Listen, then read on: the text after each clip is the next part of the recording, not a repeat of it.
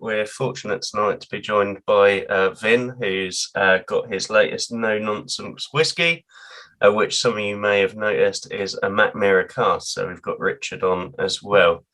So we'll just let them run through the tasting. I'm sure, Vin, you're quite happy to lead on the tasting side of things with Richard helping. And then we'll just take any questions people might have once we've got it in the glass, I suppose.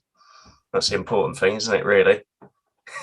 Yeah, definitely. I mean, let this one air out, that's for sure. In fact, I would recommend, if while we're having a bit of a chat about it, I'd recommend pouring something quite light. And I mean, in this case, I've got the old King's Barnes, just to wake your palate up a little bit if it's the first dram of your evening, because we're talking very close to 60% for this one here. So, yeah, I've followed your advice, and I've got some whiskey and some whiskey stones in my glass just to get things going for the evening. Nice. So, yeah, I suppose, Vin, how did you end up bottling a Mackmyra after your first two whiskies? You had the Aberfeldy and the Dalmore, didn't you, before? So what made the move over to Sweden this time around? Yeah, well, so I mean, we did something a little different this time round. The first time round, we really enjoyed, like, I guess, the proper independent bottling. So we got hold of whiskey, we bottled it ourselves, blah blah blah, that sort of thing. Surprising amount of work, actually. I know it probably sounds obvious to a lot of people, but it was like really hard work, months and months and months and months of work. I mean, to be fair, it was with this one as well, wasn't it, Rich? But we started talking about this in like July, but nothing moves quickly in the whiskey world. But I thought this time around I would try something a little bit more like a barrel pick. And I wasn't really sure about how I wanted to go about it. But then we did that tasting with Mackmyra in June, where we went through the reserve cask samples. And I was like, no, nobody will ever buy a cask. And then afterwards, I was like, I might buy a cask. And then I was like, well, maybe some other people would like to get on board with this as well. Maybe even buy bottles and whatnot. So that was really it. We just decided to sort of run with it. Me and Rich have been talking, like, we've done it a bit differently. Like, if you just called Mackmyra and said, do I want to buy a cask, it'd be really quite simple. I think you just pay them a lot of money and they'd send you 58 bottles, but we had to do things a little bit differently. So that's why it took so long to get this out here. But yeah, that's really how we decided to do it. Just sort of try something different, see if it works. I don't think I'll do much independent bottling again, just because it was such hard work. And this sort of seems like it might be a viable option in future, just to do these barrel picks. But we'll see what you guys think. Ultimately, it's what everyone thinks to taste it, really.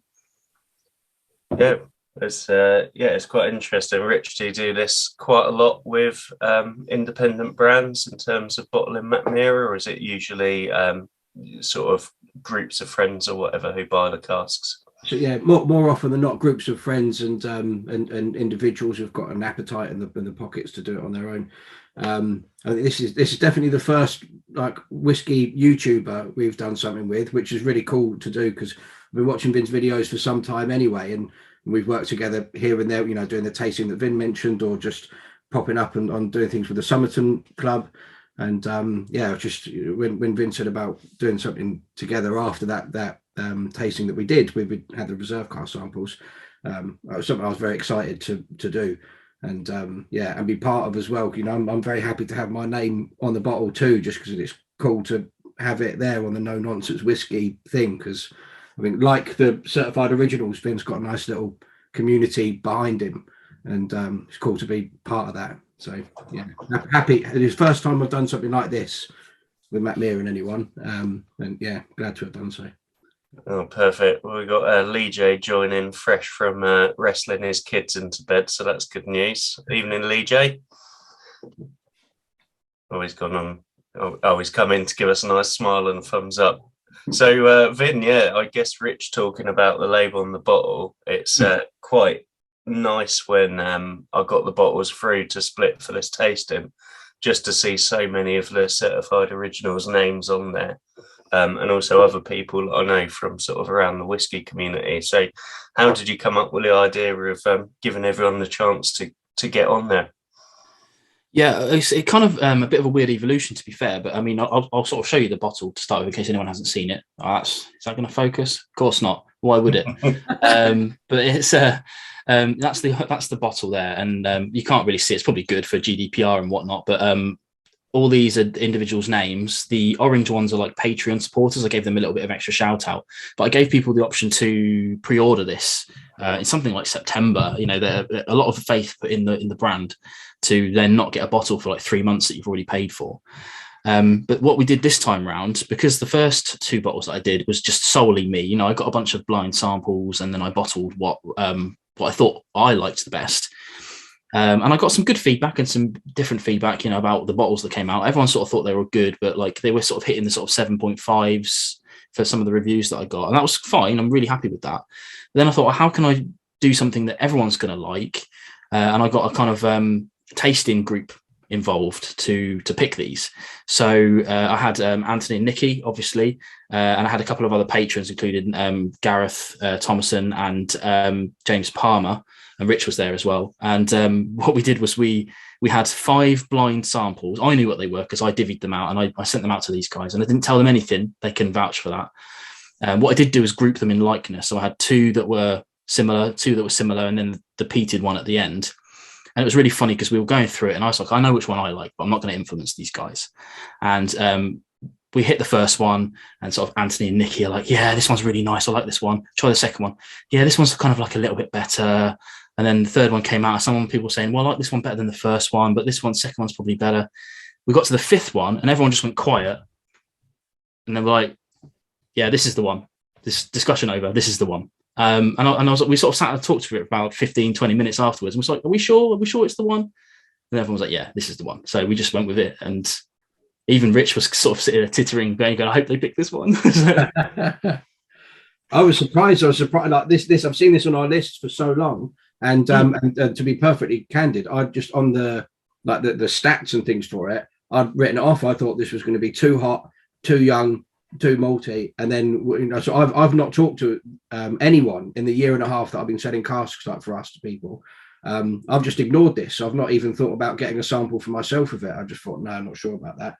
So then, yeah, actually, you I think you wanted to put it in because everyone that was voting for what their favourites in the list that I sent you was like, this was like the unanimous #1 pick for all of them. I think like the high ABV had a lot to do with that because I don't imagine many people in here would have tried any Mackmyra above sort of 46.1% before. I think that's like the most common ABV you see. So I think everyone was curious for this. And I mean, so you'd say it was a bit of a unicorn, would you? I'm just watching Jay's face now. Oh, yeah. How does Jay feel about unicorn? No, it's because I called it a unicorn, and then we were saying it's a 3-year-old. Or how old is it? 3, yeah, it's like 3 and a few months, I think. Like it's like 3.5. Yeah. So not your normal unicorn description, but it's to do with the ABV. And what can you tell us about the makeup of it, like casks and things like that? Because I know Mackmyra use their Boda, like their different coding and things like that. So this one, I mean, Rich will probably be able to tell you more about it, but the main thing about this one is that it's obviously it's single barrel, so this is like a 30-litre barrel, and all of their private casks are, and you can do all kinds of weird stuff. You know, if you want to have something like really, really unique, not to say this isn't, of course, but this one is simply their smoky recipe, aged for 3 years in their ex-bourbon 30 litres. So obviously you're getting that extra oak influences in it. I think it's first fill, I want to say, Rich, but I'm not entirely certain. We didn't have that information, I don't think. Yeah, I think it will be first fill because if it was the next fill down, it would have -1 after the cask number. There you go. This would be, yeah. And it does not. So one of the, like Rich was saying, full disclosure as well, I mean, we changed the label so it says 3 years on it, not that you can see with my camera, but the original labeling tells you the bottling date and the distilling date. But this was actually bottled like 2 or 3 years ago, and it's been sort of sat on the shelf being ignored, like Rich said. And we were, when we decided to go through and pick which cask we were going to have, we got a massive long list of all the casks that were available to sample.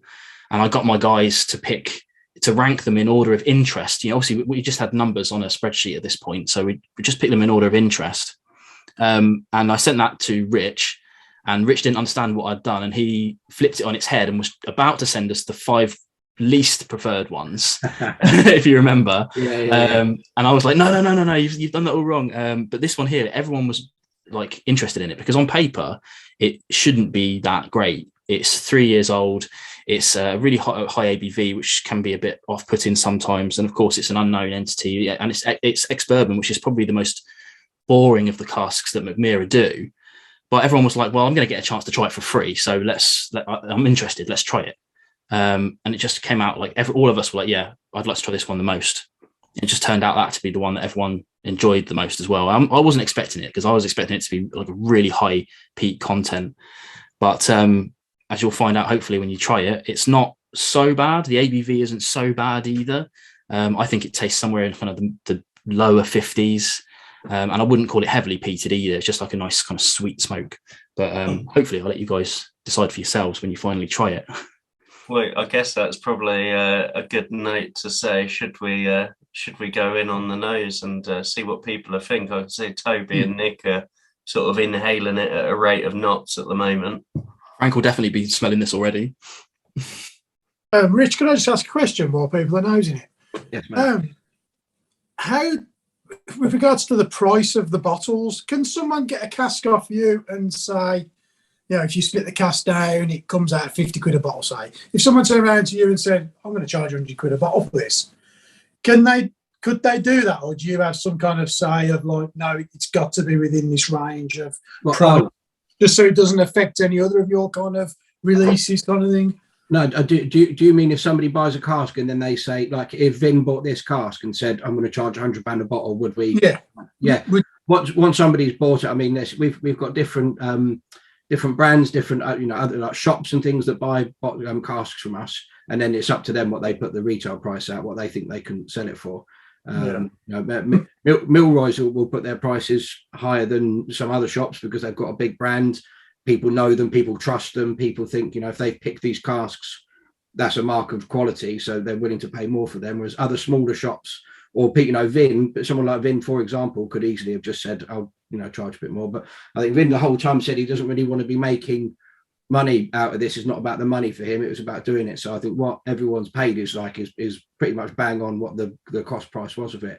It's Vin, sorry mate, I don't know if that's oversharing or anything there, but I just thought it was quite it was a nice thing for you to be doing. I mean, I just wondered if there's any kind of cap on it, or whether you have any control over. No, I think if somebody started, I don't know what this would look like, but if somebody were to take the piss at somebody or do something that seemed a bit shifty or shady, then we might say, okay, well, I might not sell you a cask again or something. If it was doing something that was going to bring us into disrepute, but I don't know what that would even look like.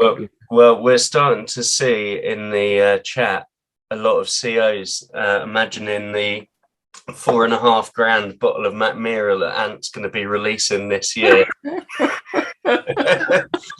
it could be Blue Label, if anything. Phil says 1 minute he's setting up a coffee fund, and the next minute he's flipping Mackmyra left, right, and centre. And I thought Phil had quite a good note actually earlier on. So Phil said barbecued pulled pork and a real Brazil nut note later on. Nick's got some nearly burnt apple crumble and custard. And Nick also agrees with the Brazil nut note, and there's more apple pie coming through as well. So is everyone nosing this at car strength still? Give us show your hand if those notes that you've written have come from car strength. Okay, cool, right. So that's nice that people are able to get so many different notes from something that is 60%, and we haven't heard much there come through, Tom, unless you've skipped over something saying bit too sharp, bit too hot. I think it's you'll feel the ABV on the palate as you would with anything at that height, but this doesn't drink like 59 to me. It doesn't nose like 59 either. Well, Ben's got 2 glasses on the go at the moment, and he's experimenting with water and without water. So I don't know if anyone else has added any water to it yet. I will be in a bit. That's a pro move from Ben. We call that in the London Whisky Club, we refer to that as doing the Eastern, because a chap called Eastern Boyd, who we'd never met before, came and enjoyed one tasting that we did and said, this is what I do. If I'm enjoying a whiskey and I don't want to add water to it because I don't want to potentially ruin it, but I still want to see what it would be like with water in, he splits it into 2 and then does it so he can have his cake and eat it too, so to speak. I think that's a very smart move, Ben. So do you have any official notes on this, Vin? Not really, no. I mean, I haven't done my kind of review on it yet. I don't really feel like I want to review my own whiskies. It's a bit self-serving. Especially, I mean, I've only got a few bottles of this left now, so by the time I come to do a proper video, it's just going to be like just to let everyone know I've got it. But yeah, like there's a couple of things that I like to pick out, because you guys know, if you've watched any of my videos, I don't really go super heavy into kind of the kind of weirder tasting notes, let's say. But for me, it's like it's bags of what you get from like an ex-bourbon cask, those kind of vanillas and some slight honeys and whatnot. There's quite a lot of wood influence on this. I think it's very, very tannic and maybe a little bit tobacco-y. The smoke, I think, is an understatement on this one. I don't know if people agree with that, but for me, I'm quite used to my peat these days, so it's not like in your face ashen, dirty barbecues and things like that. But I agree with the kind of pulled pork things, although I have been making that this weekend, so that's up my nose anyway. But that's not how you eat pulled pork, Vin. Oh yeah, it was amazing. But yeah, I think you guys will give better tasting notes than me, I'm sure. But hopefully you get what I've been talking about there. It's just really nice and light and sweet, I think. Which it does change on the palate. Note so far with earthy lemon sherbet, so I can definitely pick up on that. Yeah, absolutely. I think that's the thing about this. It's not like it's not so far removed from what you would get from like a traditional peated Scotch, let's say, to be like kind of weird. I know some people they struggle with branching out beyond Scotland and the traditional whiskey making countries. Sweden especially is really only kind of a new boy on the block, let's say. So yeah, it's not so far removed, but it's got that kind of weird Mackmyra tropical note that always runs through their core range still, I think. So I think this would stand up in like a core range tasting almost, apart from the ABV, obviously, as Rich said earlier. This is, I think, I don't know, I always say this, but I'm not sure if it's 100% true, but this is the highest commercially available Mackmyra that we've seen in this country, at least anyway. I don't know if anywhere else. I don't think it's the highest one that's ever been bottled ever, but no, I don't. I've never had a bottle of anything higher than this in ABV at home. I think there will be some single casks that are out there that people that have bought and they fill it again and whatever. There will be something out there above 60, I'm sure. But for like Swedish oak, for example, you won't have that in any longer than 3 years or so. Being virgin oak, you might lose an ABV a bit quickly, depending on which warehouse it's going to be in. But there will be some out there more. But I think that little caveat you added, sort of like the first or the only commercially available, like readily available thing that you're not just buying from your mate. Yeah, I think this is, at least in the last few years, at least since I started. Mm. Yeah, and that was kind of the hope of this, that it was going to be special, but not like so unique that it would put loads of people off. My hope is that if you like peated whiskey, like generally speaking, that this will be right up your street. That's kind of my aim with this, I guess. I think bourbon's familiar for people, rather than like if we had our I don't know, a Swedish mulled wine cask or cloudberry, birch sap wine, things like that might be a bit more of a question mark for people. But I'd say that this is actually it's a bit more familiar, but this is like an unadulterated look at what Mackmyra spirit can be like, because a lot of the seasonals that you'll try, and even the core range, that's anywhere from 3 to 5 different types of casks vatted together and married together and different recipes and things. Whereas ex-bourbon of anything is a great way of seeing what like the spirit character of a distillery will be. And the more times that cask is used, the more true reflection you'll get of that distillery. But we only use ex-bourbons twice. We use first fill, second fill, and then they're off. And I'm not sure I've mentioned this in the chats that we've done before, but it's they're a mixture of Heaven Hill, Four Roses, and Jack Daniels. I couldn't tell you which one this would be, but those are the 3 that we get them from. We've had a lot more notes in the chat as well. So we've got Toby's getting some petrichor. Alan's got pecans on the nose. Ben's enjoying the warmth inside of his mouth from the whiskey by lots of things. Nick's got sweet citrus, peat taste, lots of white pepper, spice, and maybe some red berries. Really nice mouthfeel and thicker than he expected. It isn't the first time he said that sentence, I'd imagine. We've got Phil having a fleeting whiff of sweet wild garlic. So I don't know what he's been doing this weekend in Liverpool, but sounds interesting. Alan's got moss and a bit of pencil shaving. And Ben's again talking about water. So he says it really opens up the fruity apple flavours. And although still warm, and it dials down the pepperiness. And he thinks the water prolongs the finish. And Toby agrees with you on the much lower ABV or the appearance of a much lower ABV on the palate. And Anthony's just moaning about COVID again. And yeah, apparently there's a movement to free the garlic starting up in the chat. I thought Ant was coming in to do some more moaning about his COVID then. No.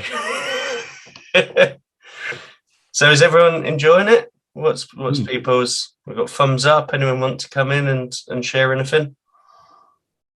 Yeah, please do. I mean, come on, mic and camera and have a chat. I mean, we've only got one today. Usually we've got like a few more, I guess. So we've got time to spare. So if you've got any questions or anything you want to just have a chat, then come forward, man, for sure. You finding the whiskey can cut through your COVID, Ant?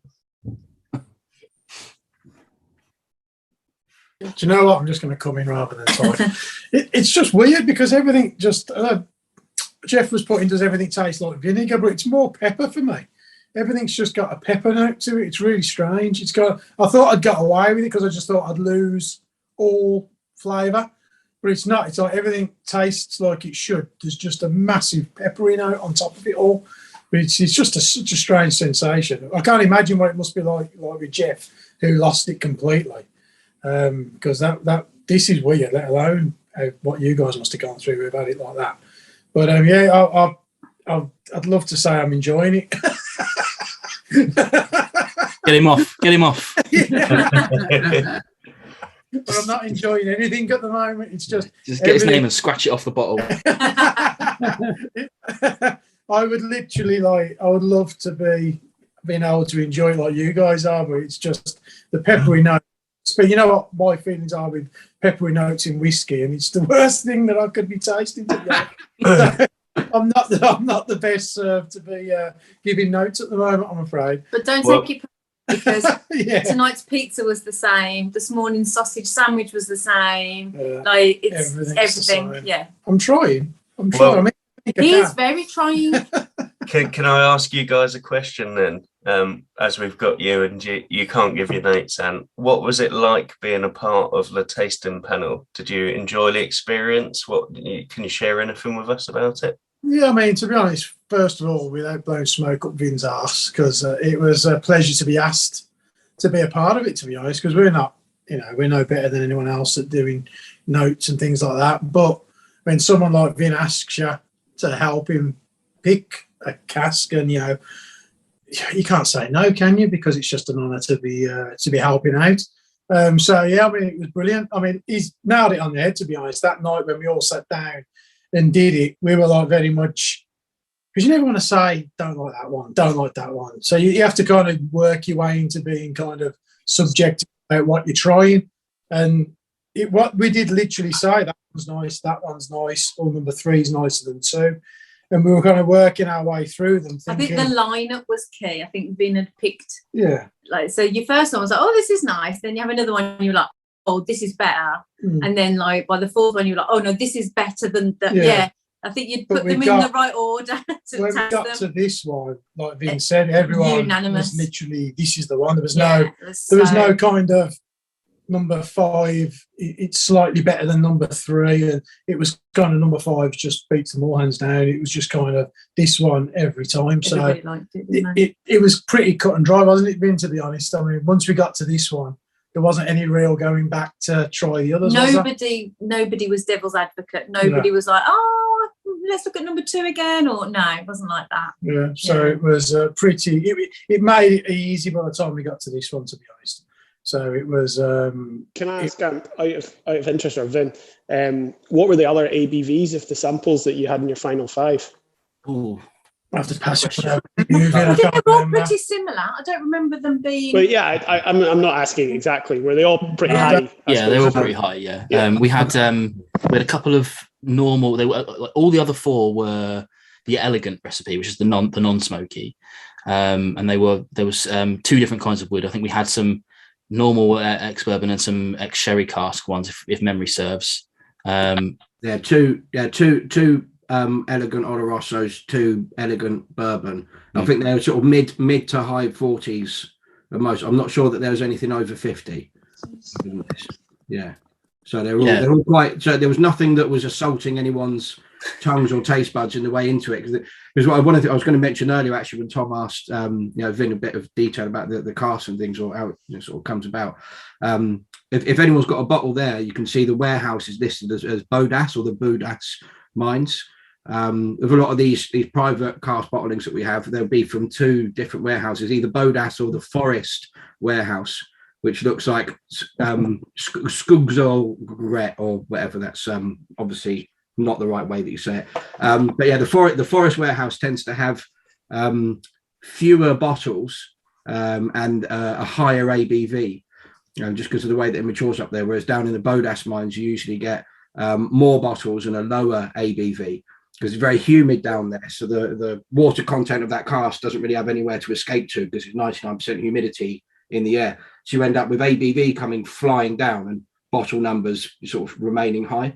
So to find one like that was still 60%, even that had been in the Bodas mines, I've never seen anything above 57 that we've had for sale, even at sort of 3.5 years old, that's come from the Bodas mine and been this percentage. So because some people, when you talk to them about cask, one of the things they want is to have a cask that's been in the mine, just because of how like bloody cool that is to have had a cask from down there.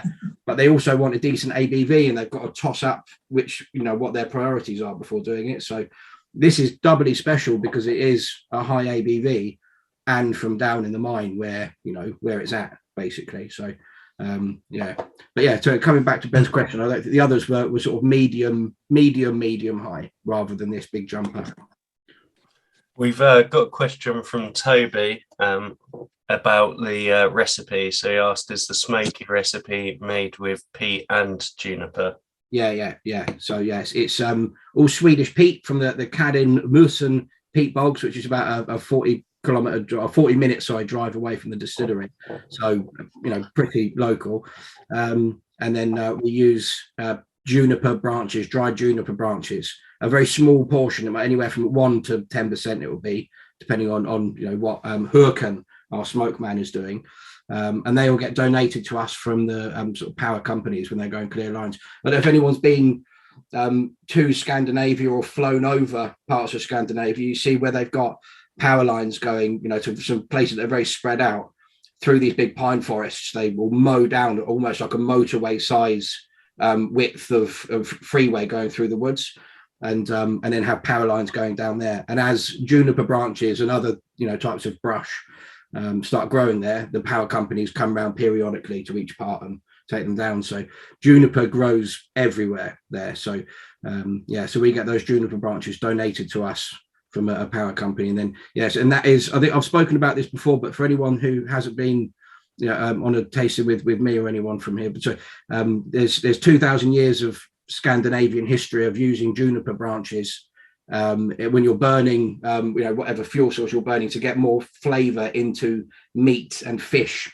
that you're curing for those cold long winter months. Thousands of years they've done stuff like that.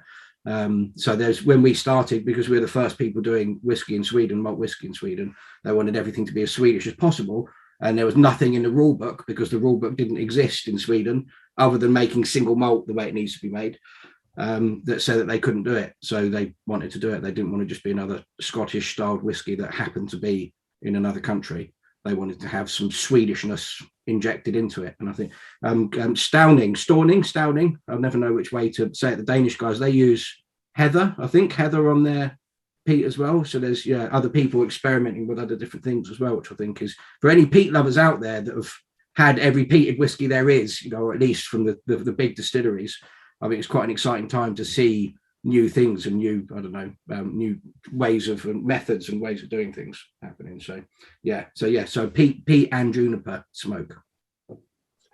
Cool. Thanks, Rich. So has anyone else got any questions? Frank, I keep calling you Pete. Frank Head wants to come in and ask a question. Hi, Frank Head. Evening, Richard. Evening, Vin. Apparently, I'm not taking part in this tasting. I suppose this is a UK only release. Obvious question.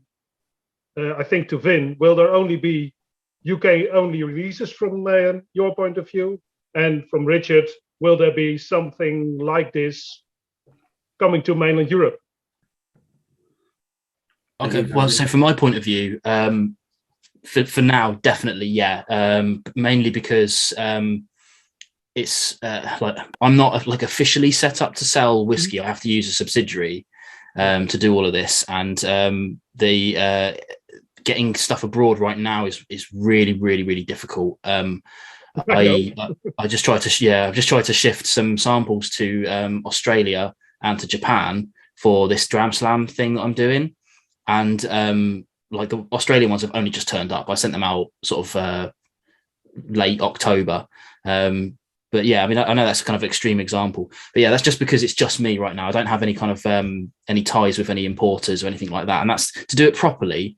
I mean, to get like, if I was going to get you a bottle, Frank, I'm sure you could give us a message and we could see what we could do. But officially on my website, I can't do it. Otherwise, I'll have some people knocking on my door, I think. But yeah, that's the only reason. It's just because it's me, and just me, and I've got no official. Like, I'm not really even meant to be keeping bottles here, I don't think. But, you know, as long as you don't tell anybody. That's not the intention of the question, because when you send me a bottle, then I think I'll pay another bottle just for postage, packaging, and import taxes. So it's hardly feasible. But there are no plans to do something like that in the future, at least not at this point. Yeah, I mean, so one thing I would love to do is I've got quite a it's not as large as my UK audience, but I've got quite a large audience in the US as well, and I would love to release something over there, but like work with the people that are over there and just let them handle all of that over there. And there's nothing stopping me from doing something like that with someone in Europe. For instance, like with the Mackmyra bottle, well, the only thing that stopped us here was that the normal process for them is to ship the entire pallet to Future Pro Logistics. And then that would usually come to me as the consumer, but then we organise with them to ship it out separately. However, they probably have some contacts with the continent, and we could have maybe worked something out separately. But for a first time out, I think I pushed them enough, so I didn't want to go any further. But yeah, there's got to be a way of doing it. So it's not like I'm saying no forever, but yeah, I would say immediately. Too challenging to get them out. I need a mule network. So if anyone's going around, let me know and I'll give you some bottles to take with you. What you need is somebody sending some beard oil that can just take another 50 cl beard oil in a packet or something. Yeah, exactly. Yeah, 50 cls of beard oil. Yeah, I would love to. I genuinely would love to. And it's been killing me seeing people that really want this and can't get it, especially when, you know, it is an expensive bottle, and like we touched on a bit earlier, but that literally is, I mean, near enough the price I paid for the cask divided by the 58 is how I came to that. I think there's a bit of plus extra for postage and packaging because I'm doing it myself again. I've had to like buy boxes and things, and obviously I can't pay for like 10,000 units to make the box price really small. So the box price ends up being like £1.50 or whatever. So yeah, it's I don't want to bore you with the details of that, but yeah, it's expensive to do it the way I'm doing it. Oh, but in all fairness, I understand, and I wasn't expecting it, but was just curious if there are some plans lingering in the background for the future or so. Yeah. I would say very, very, very far back, but yeah, it's in there. I would love to be able to do it genuinely. If you know any importers, then send them my email address. just Alan McLaughlin. He's our #1 distributor in the COs at the moment. So Ben's pointed out if you want any sort of economies of scale, he'll be a good person to speak to. There's somebody here that sends more whiskey out than you, Tom. I imagine that Alan does. Like, how many bottles did you send out last year, Alan? I was actually was going through my book the other day. And just what I've documented in that book before I started documenting was 34 bottles. So what I didn't document, I would imagine 40 bottles last year, I think.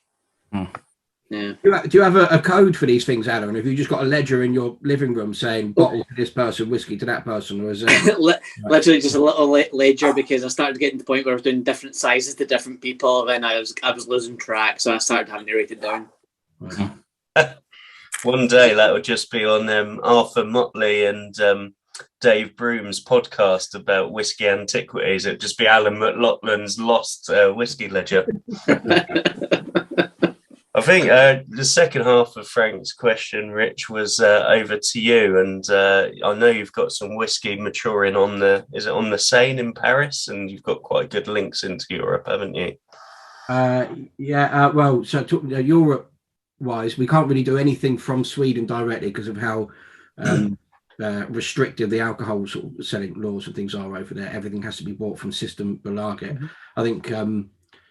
Just a very quick digression. We used to do a bottle your own at the distillery, and you could bottle it while you were there, and then we had to take it back off of you, send it to Systembolaget, and then 3 weeks later you would go and collect your bottle from the shop, and that's how it had to be done. But distributing things to other countries, and be it the Netherlands, Belgium, France, wherever it might be, that we'd be sending things to. That we can do. But if it was, if Vin did another cask with us, and that's 50 odd bottles, and he had 5 people on the continent that wanted some, I'm not sure how we would go about that. Maybe a little mini partnership that Vin and I, for example, could work out, like La Maison de Whiskey or something, where we send some to them and they take a bit of money for it, and then they can send it on to someone else or something. But I'm not sure what else would be. The cask on the Seine you're talking about, we've done in partnership with Plantation Rum, where there's a barge with Maison Ferrand, that's it, the parent company, set up a barge where they've got hundreds and hundreds of rum casks maturing on a barge on the Seine with all that extra motion, and they've designed the layout of where all the casks are to encourage airflow equal as you can get, or try and get airflow around all the different casks. And they want to see what that little bit of motion does over a period of time as well. We've got 400 spaces for 28 litre casks there, and I think we've got about 8 left or so. So that's something, Frank, if you wanted a rum cask, your own rum cask, you could go and visit the barge. They let you on the barge, have a little tasting thing, and you can fill some bottles up at the end of it or something, I'm sure. But I'm not sure how it would be distributed around. Okay, well, thanks anyway. We'll see. I do not know if I can get to the Seine as well. I'd love to get you some Mackmyra, Frank. I can say that much. Like, I would. I know. Yeah. We've discussed it. Yes. Yeah. Cool. Has anyone else got any questions they want to ask? How are people enjoying the dram now we've been on it for a little while? I think Ant's coming in there. Are you coming in, Ant? Yeah, I was just wondering, Vin, where you think you'll go next? Good question. I have no official plans right now. I'm talking to a few people to do something similar to this, which is get something fairly unique from a specific distillery, but as bottled by them under their livery, just with my name on it or whatever. I don't think we'll do something as fancy as this again, with all the names. I don't know what's available. This was quite a unique situation where you can design your label. I've got another one here. A guy called the Beach Hut Man. He just sent me this, bless him, which is kind of what put me onto it, because I thought, oh, actually, this is pretty nice. I like this sort of thing. So yeah, I am working on a couple of bottles, but nothing solid yet that I'd be sort of prepared to talk about, I guess. But yeah, really, I'm interested to know what people would like to see, because there's not many people out there that would entertain it, especially at my scale. I mean, we did 58 bottles of this, and I've still got stock. So I can't do like a single cask of a big, hogshead or something like that. There's no way I'm going to shift 500 bottles. So yeah, small casks is something that I'm really interested in. But there's definitely, Jeff's just said on there, you've got good connections at Cotswolds. I asked Cotswolds last year, and it was a flat no, unfortunately. Nothing to do with me or anything like that. They did it for Wax House, and they said, "No, we're not going to get into that game for anything anytime soon again." So unfortunately, I missed the boat on that one. But yeah, I would love to do something like that. Like it sounds really stupid, but I'm keen to avoid Scotch, not because I don't like it, but everyone does that. That's the independent bottling central. I want to do something different, unique, and pick things from across Europe and whatnot. But obviously, as we've talked about, that's a challenge. So it probably will be a Scotch, but I'm keen to do more peat. Yeah, and as Toby says, that the English, absolutely, I wouldn't discount anything specifically. Anyone that would want to work with me, I would consider it. It's just got to be right, hopefully I would do another tasting panel. Like I would love to do something like get some more whiskey tubers on the go. I know I got Ant and Nikki last time, but I would love to get like more whiskey tubers involved together. That way I think we would sort of reach more people, and there'd be a bit more kind of, dare I say, trust. I mean, I know there has to be trust involved when you do independent bottling. You can't just spend 58 quid on a half litre without going, I've got to be sure this is going to be okay. So yeah, that's kind of where I'm keen to be heading towards. Got a couple. A joint whiskey tube bottle. Yeah, exactly. I mean, wouldn't that be great, right? Especially if we've all signed off on it, and it wouldn't be like it'd be so lovely if we could do it like this one was, and we would all just go, yeah, this is the one. There's no like arguments about which one it was, or someone's on the sideline going, well, we picked it, but it wasn't me. I didn't pick it. I think it's crap. I think that'd be great if like 5 or 6 whiskey tubers got together and was like, this is something that we all agree is amazing. That's a really good idea. Yeah. You just come up with that on the spot, because you've never mentioned that before.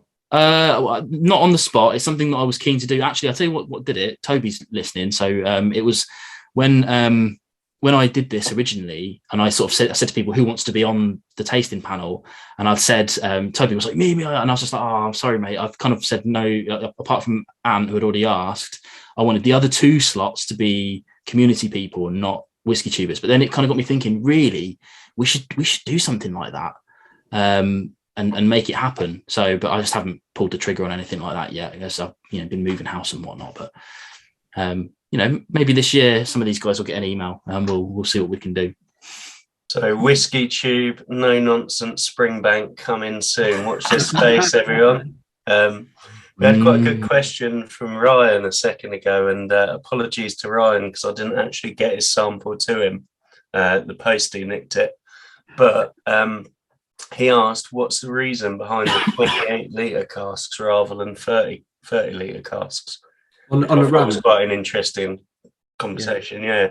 You said they've got space for your 28 litre casks, but I don't know if we've heard of those before. Yeah, I've got a short answer to that. Is I don't know. I know that most of the casks we do are 30 litres on the private side, but on if you've got a cognac cask from us, that's an anomaly because they're 35. But the rum, so if you've got a rum cask that was stored at our distillery, I think they're 30 litres. I think it's just the ones that we're shipping off to Maison Ferrand. It might be because, I'm speculating, might be because those are just the ones that they've got because they've already had a bit of rum in there for a short amount of time. I don't think there's something that we've coopered ourselves or had made out sent down, but that is speculation. So I'll come back to you on that, Ryan, and I'll let Tom know as well when he can fill everyone else in. Yeah, good to see you. Oh, thanks, Rich. When it's a tasty whiskey, I'm enjoying it. I'm thinking I might just send you a private message now just to secure myself a bottle for after the tasting. Who here bought a bottle and who's just got samples? I know Ant's got a bottle, Toby's got a bottle, Lee J's got a bottle. I'm looking at the names. I'm matching people up on the label. I think there's a good few so far. Yeah. How many different designs did you go through for the label, Vin? What was that? Sorry, Ant? How many different designs did you go through for the label? Did you ever think about the No Nonsense Whisky logo front and centre? You're going to have people's pictures at one point. Yeah. So what I was going to do originally was I was going to try and get everyone to send in a photo and have a collage of faces, and I made a bit of a concept for it based on my own photos, and it looked really, really good. But then it suddenly sort of occurred to me that like it's bad enough some people are a bit concerned about having their own name on the bottle, let alone having their actual face or whatever face they decided to pick. It did look amazing, but we did again with the focus group that I picked. I sort of ran everything through them. These guys helped pick the label and everything. We had about 3 or 4 different designs of this specific label. And I ran it through them, and it's all been picked by them. I had sort of like, if I thought something was really, really obvious, I would just sort of have my veto, I guess you could say. But the whole thing's been sort of democratically picked. Yeah, we did go through a couple, but once I'd settled on the names idea, how it looks here on the label it formed in my brain so early on. I mean, I designed this. I know it's not designed; it's just text on a bottle, but I put this together, and then it went through the kind of marketing team at Mackmyra to make sure it would fit and whatnot, and they did the final touches, I guess. But all the colouring was kind of my idea, and I think we did originally have an idea to have people that bought 2 bottles to have a bit of a highlight as well, but yeah, we didn't go with that in the end. Yeah, to be fair, I was really surprised actually with the amount of people that did pre-order. As you can see, it's quite a fair few, but I thought it was a really nice idea to kind of give it the community vibe that it was designed to have. Community picked almost, or it was a small focus group. Still, they were all over the place. And hopefully that came through. And there's a good few people on here that were patrons and whatnot as well. So that was awesome. So I think one thing I like is it is a no nonsense label. As well. There's no, because say design this or thought about colour. It's a very like understated thing. It's just names on there. Some people get a colour on there because they support you and they're patrons, and everyone else that supports you by just buying a bottle gets a name. But there's no frills and there's nothing else. And the information that's on the bottom is just like, this is the ABV, this is it. But a nice good amount of there's no tasting notes down there or talking about finest casks this and specially chosen by that and hidden in the back of a warehouse, all that sort of stuff you might see sometimes. It's just all the good facts and a few people's names. When the picture thing was being talked about, one worry that I did have, and I was going to be very careful to check the label carefully if it had faces on. Remember when lockdown began and no one could go to stadiums anymore, people would send pictures in and pay to have a cardboard cutout put out, and all you saw was like Jimmy Savile and Harold Shipman. So I was waiting for some joker to try and slip a Fred West and Fred Rose West or whatever onto it. I was going to go through it just meticulously and make sure that there was nothing too bad on there, because Sweden might not have picked that up, so I saw that was going to be my responsibility. But the name is very good. There's no silly names in there either. There's no Mr. Philip Hiscock and stuff like that as well. So yeah, it was a very grown up label. Yeah, it was exactly how I wanted it to be. And I'm just really pleased that we managed to do it. Really, that's the kind of thing, like it still surprises me. I mean, fair enough. Like I'm in terms of like the numbers, let's say the subscriber numbers, I'm pretty high up there in terms of the UK, but I'm still just kind of like I do a day job for a living. I come home and I drink whiskey like everyone else does and whatnot. And I'm just genuinely surprised that I'm even able to do this sort of thing. I mean, I suppose anybody could bottle this with Mackmyra if you've got the money. That's all it takes. You just write them a check and they'll send you 58 bottles of whiskey in a couple of months' time. But I'm just super glad that people even want to drink it and try it. And like even in this format, exactly, like it's an expensive bottle, so to be able to try it with this many people, especially people that I know, I've spoken to probably most of you over the years, and hopefully you've all enjoyed it. This is something that won't come around again, I don't think. Especially now that people have cottoned on to what young Mackmyra can do. If this pops up on a spreadsheet again, I think people might snap it up. I think I'll pay more attention to something that looks like this in the future. I discounted it for a long time. One of the reasons it was sitting, as you said earlier, on the shelf for so long is because it wasn't just me that had been ignoring it. And not, if I'd had a sample of this myself, I'd have been trying to sell this immediately to somebody, because you try something and you like it, and you can put your name and feeling behind it. You'll talk to people about it, but I hadn't even bothered getting one for me. And so that's why I've been sat there for some time. Is there anyone in here that thought, well, I'm going to buy this bottle because it's from Vin, but 3 years old, I don't know if I'm going to like it, and then you either did like it, didn't like it? Anyone that had an unexpected experience? Or even the other way, I mean, like I've always said, I didn't make this thing, I didn't toil on the still, so I'm not embarrassed if people don't like it, if it's too hot or whatever. All feedback is useful for future releases. Lee J doesn't like it, by the looks of that face he's just pulled. It's Melvin something, but I can't see everybody, There you go. I didn't have it on gallery. What a moron. Don't worry, being old name after, all right. Yeah, is there anyone here that's going to use this as an example when they're talking to a friend of theirs who's not really had much experience learning or trying younger whiskey and assumes that it's not going to be good? Does anybody think that they're going to go out and say, have a go on this, mate, see what a 3-year-old can do? Anyone there? I think it would be a good one to do that with, definitely. I think it would, right? I think for me, like I've put this on a little private tasting list of private tastings I do. It's in my smoke journey thing so that people can see it from the beginning. I think it would be better maybe suited for people who know a little bit about whiskey and Mackmyra, and then you can go in a blind tasting, see if they can pick it out. Because I think it's definitely a bit of a left field Mackmyra. I see Adam looked like he had something he was going to say about that. I was going to just say, Richard, I think you kind of nailed it on the head earlier, something what you said earlier. I think you're kind of a bit of a victim of your own success with Mackmyra's experimenting and how this can be overlooked, because Mackmyra is kind of now known for its experimenting its different casks. And personally for me, I'm a big fan of ex-bourbon anyway, so on paper, this is the type of whiskey I like. So ex-bourbon, smoky, and I do like a lot of new whiskies that come out anyway. So it being young doesn't put me off. It being cask strength, and I trust the brand anyway, Mackmyra. So on paper, nothing that's on here puts me off. So I'm like, I wouldn't think to overlook it that way. But because it's Mackmyra, and you think, oh, Joe, what? They do the different fancy cask and everything, like the different experiments. So when you think everything else is on that list, you think, oh, I'll go try something that's different, sort of thing. So that's maybe a reason why you go, let me go try the cast I've never tried before rather than this. So I think that's why you'd overlook it usually. But it's tasty, and there's and then for that reason, I'm quite glad it's been picked, because I like trying ex-bourbon anyway, and just to get again an ex-bourbon for Mackmyra is just good to try. Yeah, I think that feeds in again a bit to Vin's No Nonsense Whisky brand as well, right? This particular bottling, I mean, because as you were saying, then all these other experimental casks, that's what like what we're known for, and all the different single casks we do, all this, that, and the other. But this being an ex-bourbon, there's no nonsense about an ex-bourbon. There's no hiding behind a 3 years in a first fill sherry or a first fill port or whatever it is. There's no nonsense to it whatsoever. So yeah, I'm glad you didn't overlook it, Adam. I'm not surprised that you're the sort of thing that you go for and be interested in. But yeah, glad to hear you like it.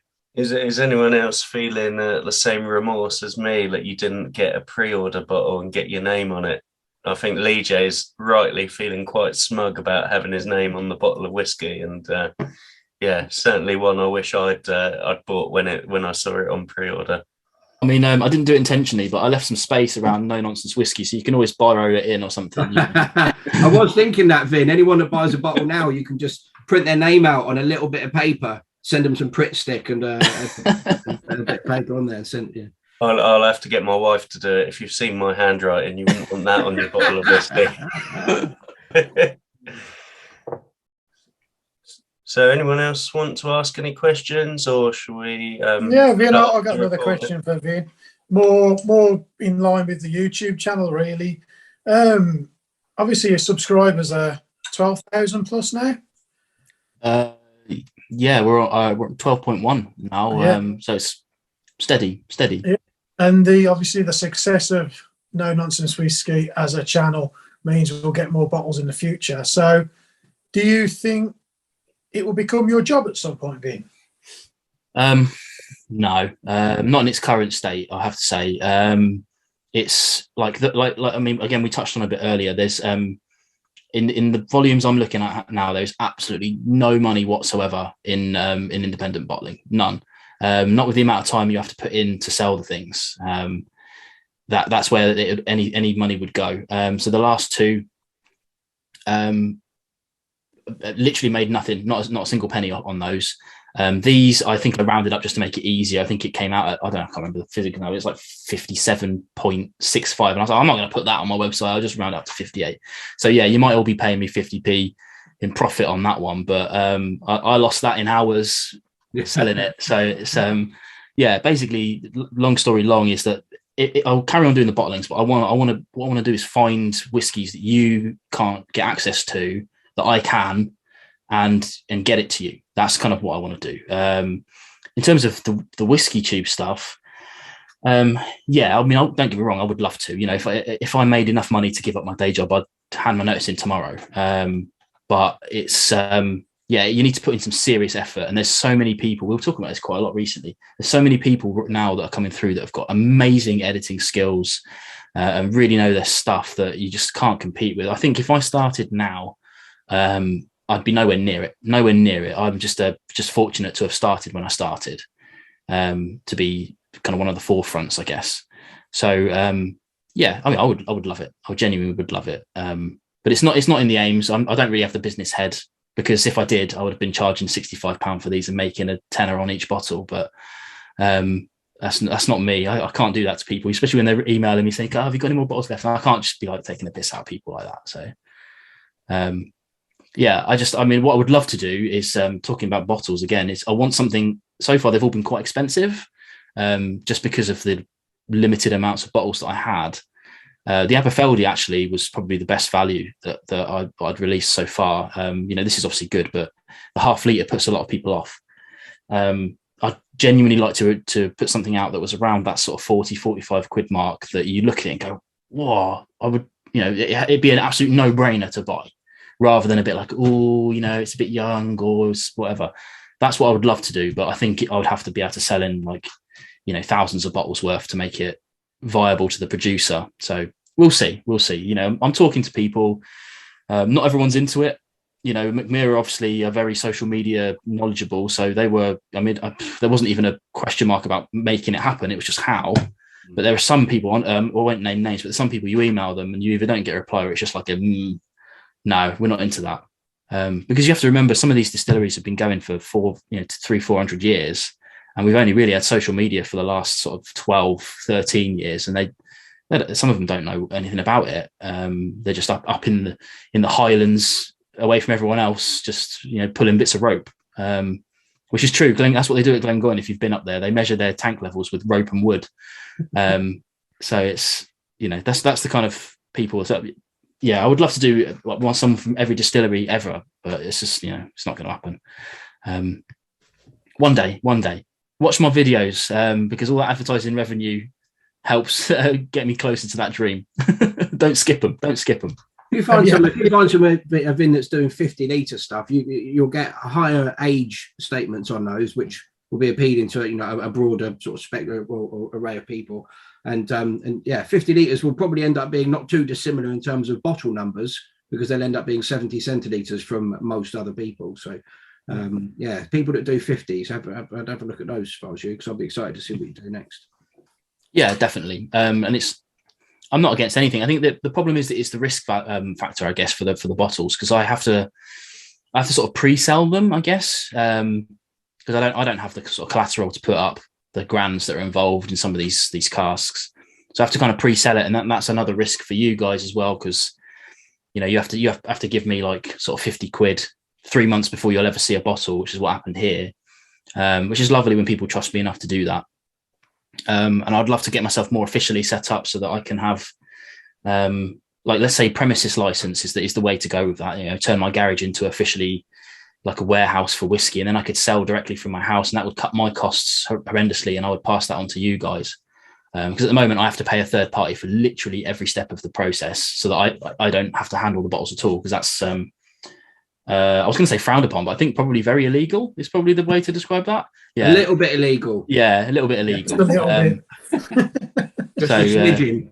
So that's why, I mean, that's why I love Discord, because, you know, we sort of float under the radar just a little bit, and that, you know, that's where we are. Once I've got rid of these last ones, I don't think I'll do that again. The only reason I've even got these bottles is I didn't quite sell enough before the shipping date. That's the only reason I've got them here. But I don't think I'll do that again. I think if I do another bottle now, I'll hire some warehouse somewhere to do it for me, and again, just additional cost. So yeah, don't get into it lightly. If you could, but there's nothing to stop anyone doing it. Like I said, anyone can give Rich a call, or who's doing it now? Spiky Dog Craig.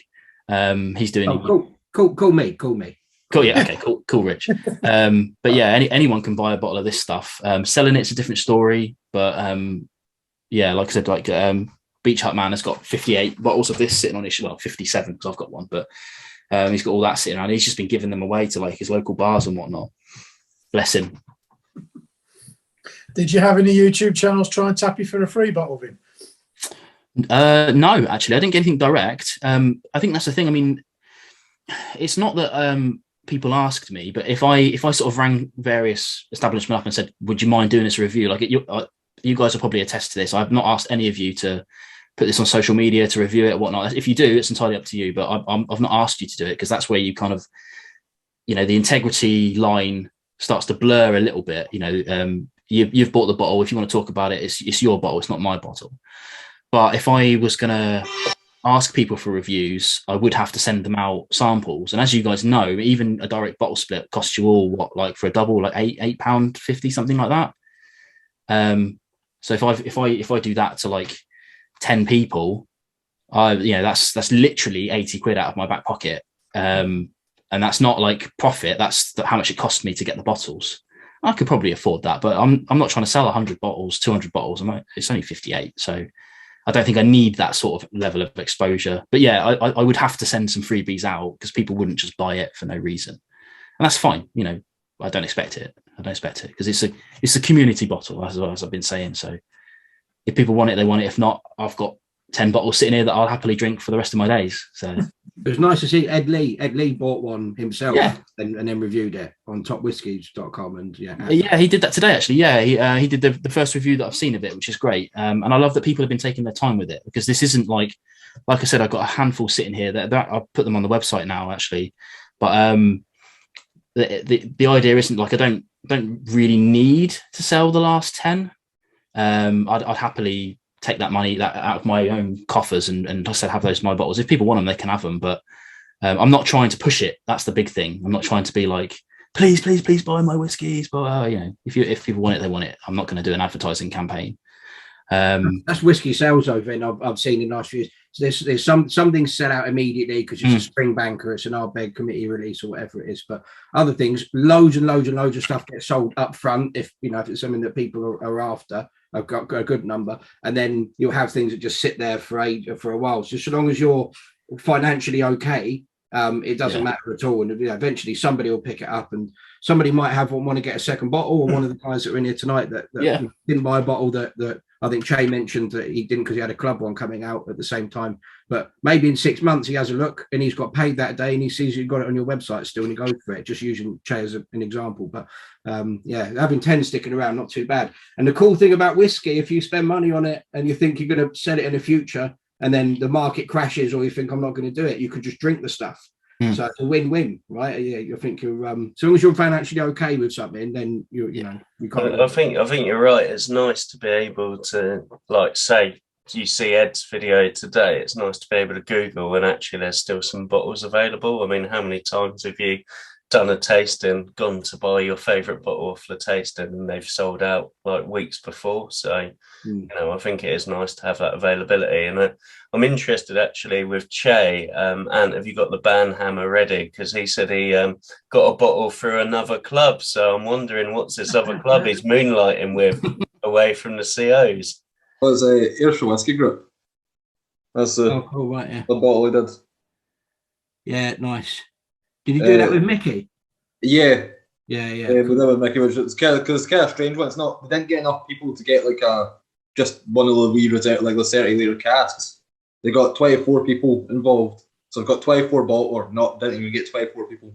But there's 24 bottles of it, but it's from 4 different casks. So it's just I guess like random bits of found, like random bits of work that didn't have a home. So they were able to use it. I'd have to speak to Mick and find out what he did with that one because I knew he's doing something with Ayrshire. Well, I knew there was something going on up there. That could well have just been stuff that there was a few casks and someone said let's see if these things work together. It could be simple as that, or that could have been in a PET for a bit, or I've got no idea. Actually. Yeah, this seems strange because obviously I guess so it's 4 different casks or 4 different cask types that's been stated there. Right. But obviously it's not enough whiskey to have been 4 different casks. It's not enough whiskey to have been 1 cask. So like it's just been like odd bits that have been kind of put together.